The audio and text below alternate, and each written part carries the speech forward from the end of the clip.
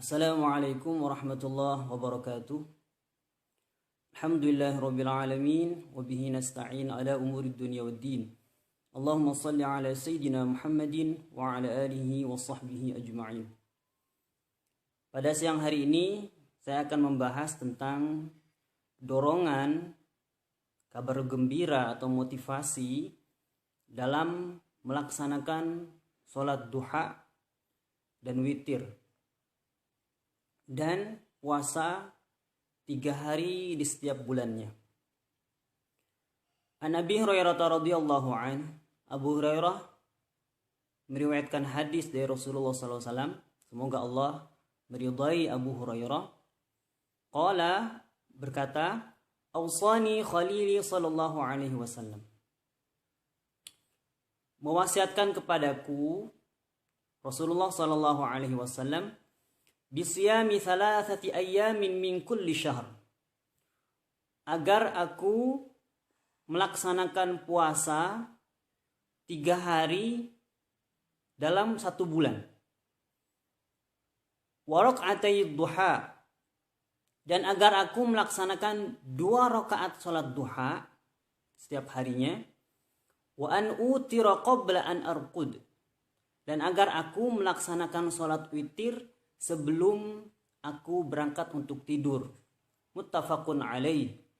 Hadis ini disepakati oleh seluruh ahli hadis. Di sini ada 3 wasiat Rasulullah SAW kepada Abu Hurairah.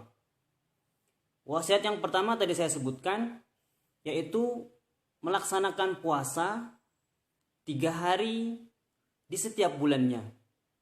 Nah, ini di sini tidak disebutkan puasa apa yang harus 3 hari. Karena macam-macam puasa dalam 1 hari begitu banyak. Ada namanya puasa Ayyamul Bid. Ada puasa Senin Kamis. Ada puasa Daud misalkan bagi yang mau melakukan. Nah, di sini yang menjadi kesunahan untuk puasa 3 hari adalah terserah kita mau pilih puasa model apa, tapi dikatakan di sini 3 hari. Artinya sekurang-kurangnya anjuran Rasulullah, wasiat Rasulullah kepada Abu Hurairah, puasalah 3 hari dalam sebulan. Itu entah puasa apa, puasa sunnah yang memang sudah dianjurkan dan banyak macamnya seperti tadi saya sebutkan. Lalu kemudian warak'atay duha, dan untuk melaksanakan salat duha walaupun cuma 2 rakaat.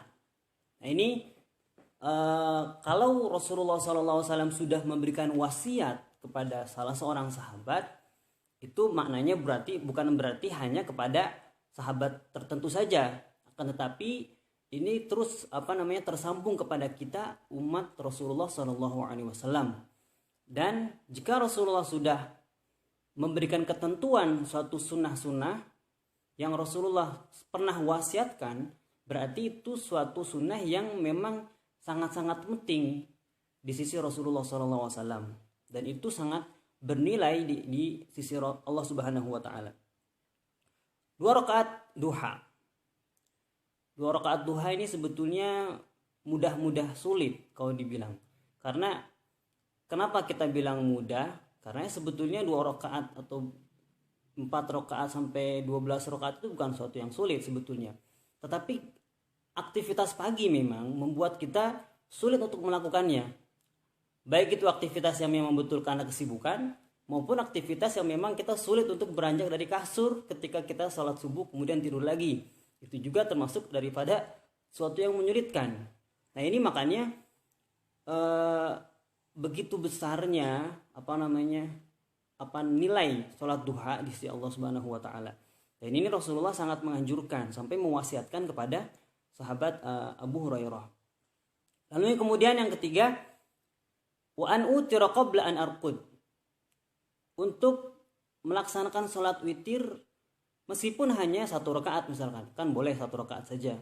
Ketika Anda telah melaksanakan sholat isya misalkan, kemudian ba'diyah 2 rakaat misalkan, kemudian tambah 1 rakaat, saking malasnya bahkan Kiai Maimun Zubair itu betul-betul mendidik santri-santrinya untuk melaksanakan sholat witir.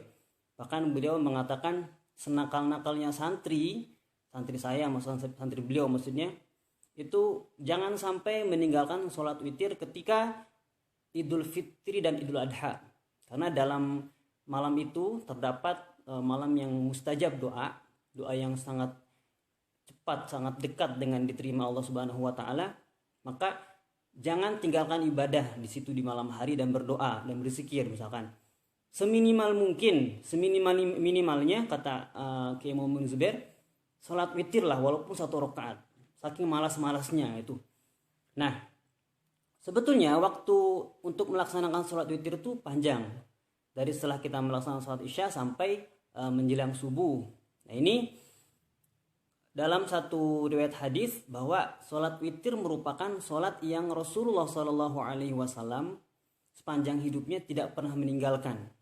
Dengan sholat sunnah fajar 2 rakaat sebelum sholat subuh. Itu dua sholat sunat yang Rasulullah SAW dalam satu riwayat hadis tidak pernah meninggalkan. Kalau sholat sunat yang lain, ketika Rasulullah safar, perjalanan jauh misalkan, itu seringkali ditinggalkan. Rasulullah tidak mengerjakannya. Tetapi untuk sholat witir dan sholat sunat fajar, itu Rasulullah selalu menjaga. Bahkan selama hidupnya, kata beberapa ulama, bahkan ini mengambil dari satu hadis yang diriwayatkan, tidak pernah Rasulullah meninggalkan sholat fajar dan sholat witir. Inilah kenapa kita dianjurkan sekali untuk melaksanakan sholat witir. Dan sholat witir itu bukan hanya ketika Ramadan saja, tapi sepanjang tahun, sepanjang hidup. Artinya yang kita sering kerjakan karena sholat witir adalah sholat yang dilakukan setelah sholat tarawih. Tidak sebetulnya. Tapi sholat witir itu sepanjang hidup. Bahkan tidak ada pengecualian. Kalau kita puasa sunnah, tidak boleh kita puasa sunnah ketika hari-hari yang diharamkan puasa. Misalkan Idul Fitri, Idul Adha, Tasyrik, tidak boleh kita puasa. Tetapi sholat sunnah, ini sholat sunnah witir dalam saya katakan ya, tidak ada pengecualiannya. Kalau sholat sunat pun yang di ba'diyah ada pengecualiannya. Tidak boleh kita sholat sunnah ba'diyah, asar dan subuh. Tetapi untuk witir tidak ada pengecualiannya. Artinya sepanjang kita hidup diwasiatkan Rasulullah SAW untuk kita senantiasa melaksanakannya. Baik, kesimpulannya adalah melalui wasiat Nabi kepada Abu Hurairah untuk melaksanakan 3 hal yang jangan sampai ditinggalkan. Yang pertama adalah melaksanakan puasa sunnah 3 hari saja, walaupun hanya 3 hari saja setiap bulannya. Dari 30 hari, sisakan 3 hari saja untuk puasa. Entah dengan puasa apapun, Senin Kamis, Daud, atau puasa Ayyamul Bait di pertengahan, itu boleh. Yang kedua, melaksanakan sholat duha. Jangan ditinggalkan, itu wasiat Rasulullah kepada Abu Hurairah. Dan yang ketiga, senantiasa melaksanakan sholat witir sebelum tidur. Jika ada yang memang di antara kita yang memang suka untuk melaksanakan sholat tahajud dan selalu siap, selalu memastikan bangun, maka itu juga boleh kita lakukan ketika sholat tahajud. Sekian apa yang bisa disampaikan. Semoga ini menjadi nasihat bagi diri saya sendiri, dan semoga saya pun mengerjakan semua apa yang diwasiatkan Rasulullah SAW dan bermanfaat juga buat seluruh yang mendengarkan. Kurang lebihnya mohon maaf. Assalamualaikum warahmatullahi wabarakatuh.